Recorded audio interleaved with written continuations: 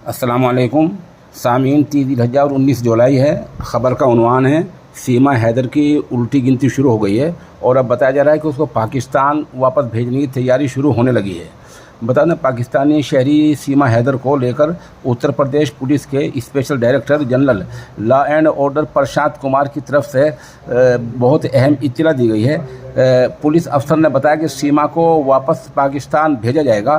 सीमा को लेकर पुलिस का फ़िलहाल नेपाल जाने का कोई मंसूबा नहीं है। पहला कहा जा रहा था कि पुलिस नेपाल जाएगी, लेकिन पुलिस अफसर का ये बयान आना बहुत बड़ी बात है कि सीमा हैदर को दोबारा पाकिस्तान भेजने की तैयारी कर ली गई है।